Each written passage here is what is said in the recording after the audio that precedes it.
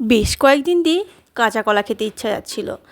আর যা গরম পড়েছে, এই গরমের মধ্যে বেশিক্ষণ রান্নাঘরে থাকতেও তো ইচ্ছা করছে না।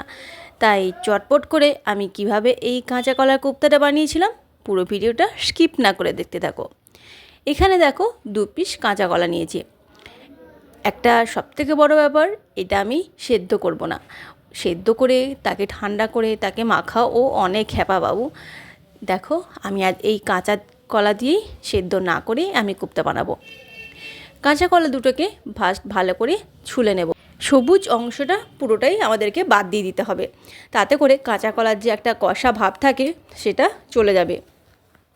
আর কাঁচা কলাটাকে ভালো করে ছাড়িয়ে নিয়েই তারপর ধুয়ে নেব। আর এখানে আলুও দেব, তাতে করে পরিমাণটাও বাড়বে আর খেতেও বেশ ভালো লাগবে। এরপর দেখো এখানে একটা গ্রেটার নিয়ে নিয়েছি। এই গ্রেটারের সাহায্যে এটা একটু গ্রেট করে নেব।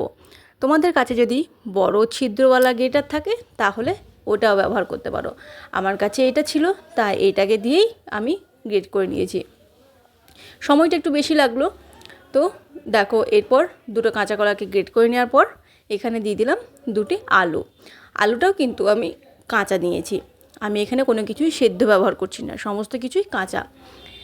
এই দুটো আলুকে গ্রেট করে নেওয়ার পর দিয়ে দিচ্ছি পরিমাণ মতন লবণ, চিনি, অল্প একটু চিলি ফ্লেক্স আর অল্প করে একটু কাঁচা লঙ্কা, আর অল্প একটু হলুদের গুঁড়ো, ধনে গুঁড়ো, জিরে গুঁড়ো আর গরম মশলার গুঁড়ো। সমস্ত কিছুকে দিয়ে দেওয়ার পর এরপর দিয়ে দিচ্ছি এখানে ধনেপাতা। এটা অবশ্যই দিও, তাতে করে ফ্লেভারটা বেশ ভালো লাগবে খেতে। আর দিয়ে দিচ্ছি 3 চামচের মতন বেসন, মানে ওই যতটুকু না দিলেই নয় ঠিক ততটাই। আর দিয়ে দিয়েছি 1 চামচের মতন সাদা তেল। সাদা তেলটা অবশ্যই দিও। এরপর সমস্ত কিছুকে বেশ ভালো করে মাখিয়ে নিতে হবে। বেসন আছে তাই এটাকে একটু ভালো করে মাখিয়ে নেওয়ার পর কিছুক্ষণ রেস্টে রেখে দিও, তাতে করে খেতে বেশ ভালো লাগবে। বেসন একটু বেশ ভালো করে মাখিয়ে না ফিটিয়ে নিলে দেখবে খেতে ভালো লাগে না, শক্ত হয়ে যায়। তাই এই কাজটা অবশ্যই করো, বেশ ভালো করে থেসে থেসে মাখিয়ে ওটা আমি রেস্টে রেখে দিয়েছি। এদিকে দেখো একটা পেস্ট বানিয়ে নিচ্ছি। কিছুটা দইয়ের মধ্যে, ওই হাফ বাটি দইয়ের মধ্যে ওই রেগুলার মশলা, এই যেমন ধরো হলুদের গুঁড়ো, জিরের গুঁড়ো, ধনের গুঁড়ো আর অল্প একটু কাশ্মীরি লঙ্কার গুঁড়ো নিয়েছি। সমস্ত কিছু উপকরণকে বেশ ভালো করে দইয়ের মধ্যে ফেটিয়ে নিয়েছি। এরপর এটাকে সাইডে রেখে দেখো আরও একটা পেস্ট বানাবো। আমি এইটা কোপ্তাটা নিরামিষ করব। টমেটো, কাঁচা লঙ্কা আর আদা একসাথে বেটে নেব। এদিকে কড়াই সাদা তেলকে বেশ ভালো করে গরম করে আমি কোপ্তাগুলো দিয়ে দিয়েছি। আমি গোল গোল করে কোপ্তাগুলোকে মিডিয়াম ফ্লেমে এপিট ওপিট করে বেশ লালচে করে ভেজে নিয়েছি। দেখো বেশ একটা লালচে রং ধরে এসেছে। এটাকে একটু সময় নিয়ে ভাজলেই বেশি ভালো হয়, কেননা আমরা আলু, কাঁচা কলা সমস্ত কিছুই কাঁচা ব্যবহার করেছি। তাই এই কোপ্তা ভাজার সাথে সাথে আমাদের সমস্ত কিছুই ভেতর থেকে বেশ ভালো করে ভাজা হয়ে যাবে। আমাদের কোপ্তা রেডি। সমস্ত কোপ্তাকে তেল থেকে তুলে নিয়েছি। এরপর কড়াইয়ে কিছুটা তেল কমিয়ে নেওয়ার পর দিয়ে দিয়েছি 1 চামচ জিরে, একটা শুকনো লঙ্কা। ফোড়ন থেকে বেশ মিষ্টি একটা গন্ধ বেরিয়ে এলে দিয়ে দিলাম আলু। আমি যেহেতু বলেছি একদম ভালো লাগছে না রান্না করতে, তাই এই কড়াইয়ের মধ্যেই আলুটা আমি দিয়ে দিয়েছি। একসাথেই মশলার সাথে কষিয়ে রান্না করে নেব, তাতে করে খুব কম সময়ে রান্না হয়ে যাবে। আর খেতে ভালো লাগবে না এমনটা কিন্তু একদমই না।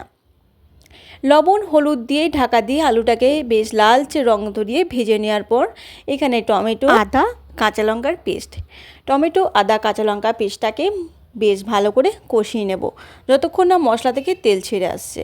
এই দেখো মশলা থেকে বেশ ভালো তেল ছেড়ে এসেছে, আমাদের মশলাটা বেশ ভালো কষানো হয়ে গেছে।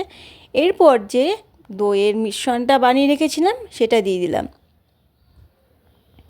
দইয়ের মিশ্রণটা দেওয়ার সাথে সাথে কিন্তু গ্যাসের ফ্লেমটা মিডিয়ামে রেখে দিতে হবে, তা না হলে দই আমাদের ফেটে যাবে। মিডিয়াম ফ্লেমে সমস্ত কিছুকে বেশ ভালো করে কষিয়ে নেওয়ার পর দিয়ে দিলাম পরিমাণ মতন জল। আমি এখানে গ্রেভিটা একটু বেশি রাখবো, তার জন্য জলের পরিমাণটা বেশি দিয়েছি। স্বাদ মতো লবণ, 1 চামচ চিনি দিয়ে আলুটা সেদ্ধ হতে দিয়েছি। জলটা অনেকটা কমে গেছে, আলু বেশ ভালো সেদ্ধ হয়ে গেছে। এরপর যে ভেজে রাখা কোপ্তাগুলো দিয়ে দিলাম। কোপ্তাতে তো একটু জল টানবেই, আর এক পদে আজ আমি সমস্ত কিছু সেরে ফেলবো, তার জন্য এখানে জলের পরিমাণটা বেশি দিয়েছি। গ্রেভিটা ঘন হলেও বেশ ভালো লাগে। এখানে দিয়ে দিয়েছি অল্প কিছু পরিমাণ ধনেপাতা আর 1 চামচের মতন ঘি আর গরম মশলার গুঁড়ো। ব্যাস, এরপর চাপা দিয়ে 3-4 মিনিট এইভাবে আরও একবার ফুটিয়ে নিলেই রেডি আমাদের কাঁচা কলার কোপ্তা কারি। তোমাদের কেমন লাগলো ভিডিওটা অবশ্যই জানিও। আর নিরামিষ দিনে এরকম যদি একটা রেসিপি থাকে তাহলে এক থালা ভাত নিমেষেই শেষ হয়ে যাবে।